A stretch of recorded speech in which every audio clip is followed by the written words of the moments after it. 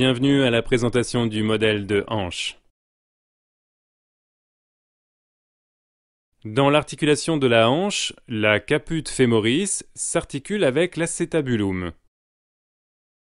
L'acétabulum est une structure de l'ossa coxae qui est formée par trois os, l'os ischii, l'os pubis et l'os ilium. Au milieu de l'acétabulum, ici en dessous du modèle, se trouve la fossa acetabuli. Dans la fossa acetabuli cheminent les branches terminales de l'arteria obturatoria. Elles approvisionnent en sang la tête du fémur, et cela jusqu'au début de l'âge adulte. Plus tard, l'irrigation sanguine se fait par les artériées circumflexées femoris, medialis et lateralis. Pour permettre une plus grande stabilité de l'articulation de la hanche, l'acétabulum forme un fibrocartilage, le labrum acetabuli, autour de la caput femoris. Si cette délimitation osseuse vers le haut n'est pas formée lors du développement, nous parlons d'une dysplasie de la hanche. Les jeunes enfants peuvent être alors sujets à des luxations récidivantes qui doivent être traitées chirurgicalement. La capsule articulaire va de l'acétabulum jusqu'à peu près à la linea intertrocantérica, en passant par la caput femoris.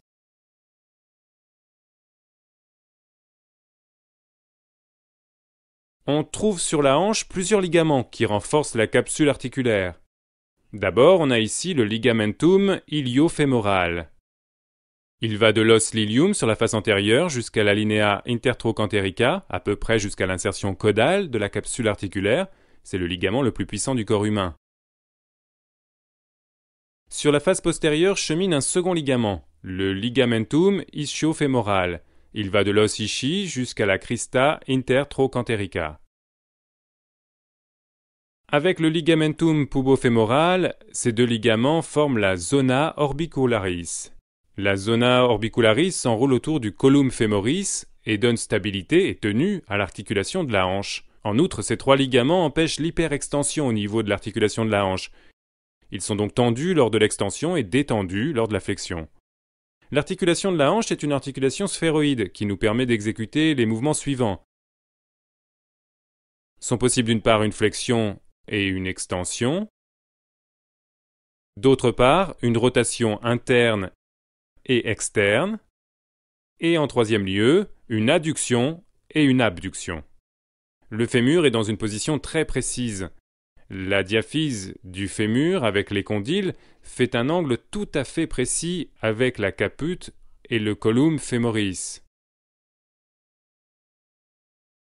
Nous appelons cet angle angle cervico-diaphysaire, en abrégé angle CCD. Il diminue avec l'âge. Si cet angle est pathologique, c'est-à-dire s'il dévie des amplitudes normales, des mauvaises positions de la hanche peuvent se produire, ce qui entraîne des lésions de la hanche et des insuffisances musculaires.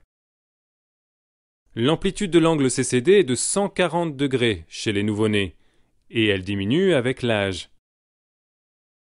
Chez les adultes, l'angle est de 125 degrés, au minimum 120 degrés. Si l'angle est inférieur à 120 degrés, nous parlons de coxa vara. S'il est supérieur à 140 degrés, nous parlons de coxa valga. Dans les deux cas, il est nécessaire de procéder à une correction chirurgicale. Venons-en maintenant à la musculature de l'articulation de la hanche.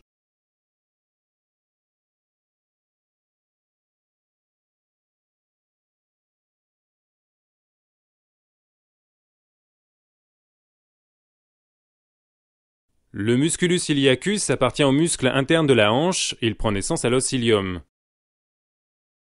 Appartient en outre au muscle de l'articulation de la hanche, le musculus psoas major. Il a son origine dans la partie inférieure de la poitrine et du rachis lombaire supérieur. Il longe un fascia commun, le fasciae iliaca, à travers la lacuna musculorum jusqu'au trochanter minor. Ils sont innervés par le nervus femoralis, issu du plexus lumbalis. Leur rôle principal est la flexion de la hanche. Lorsque survient une insuffisance musculaire, le patient a des problèmes pour monter les escaliers.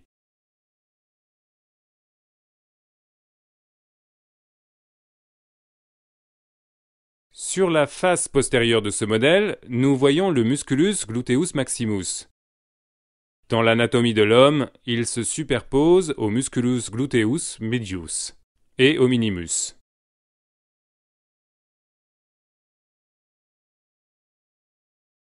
Dans ce modèle, le musculus gluteus maximus a été sectionné. Il prend naissance à l'os ilium, au fascia thoracolumbalis, au sacrum et au coccyx, ainsi qu'au ligamentum sacrotuberal et rejoint la tuberositas glutea. Ses fonctions sont l'extension et la rotation externe de l'articulation de la hanche. Le muscle est innervé par le nervus gluteus inferior. Le musculus gluteus medius et son dédoublement, le musculus gluteus minimus,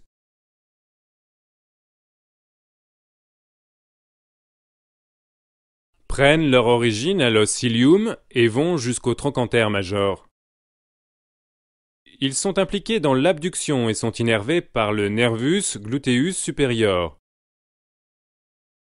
En cas de défaillance du muscle ou du nervus gluteus supérieur, il s'ensuit un basculement vers le côté de la jambe libre. Ce phénomène est appelé le signe de Trendelenburg. Le musculus quadratus femoris appartient au muscle plus profond de la hanche. Il va de la tuber ischiadicum à la crista intertrochanterica. Il est innervé à partir du plexus sacralis par le nervi musculi quadratis femoris. Sa tâche est de permettre la rotation externe et l'adduction de l'articulation de la hanche. Sur la face postérieure, nous voyons ensuite le musculus piriformis. Le musculus piriformis naît sur la face antérieure de l'os sacrum, traverse le foramen ischiadicum majus, divise ce foramen ischiadicum majus en foramen suprapiriforme et infrapiriforme et se termine finalement au trochanter major. Ce muscle est innervé par des branches du plexus sacralis.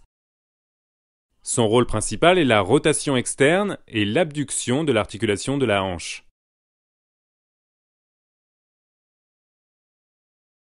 L'arteria et la vena glutea superior et le nervus gluteus superior traversent le foramen suprapiriforme. L'arteria et la vena glutea inferior, le nervus gluteus inferius, l'arteria et la vena pudenda interna, le nervus pudendus internus, le nervus cutaneus femoris lateralis et le nervus ischiadicus passent par le foramen infrapiriforme. L'arteria et la vena pudenda interna ainsi que le nervus pudendus redescendent ensuite par le foramen ischiadicum minus et s'engagent ensuite dans un dédoublement du fascia du musculus obturatorius, le canal d'Alcock. Pour finir, nous voyons encore sur ce modèle le musculus obturatorius internus, ici sur la face postérieure du modèle. Il naît également sur la face antérieure de la membrana obturatoria qui recouvre le foramen obturatorium. Il passe ensuite par le foramen ischiadicum minus, fait ensuite un coude à angle droit, comme on peut le voir ici, et rejoint la fossa trochanterica. Il est impliqué dans la rotation externe. Il est innervé par les branches du plexus sacralis. Le foramen obturatorium est recouvert par la membrana obturatoria et le musculus obturatorius internus. Une petite ouverture, le canalis obturatorius, que nous voyons ici, en est épargnée. Le canalis obturatorius internus renferme le nervus obturatorius, l'arteria et la vena obturatoria.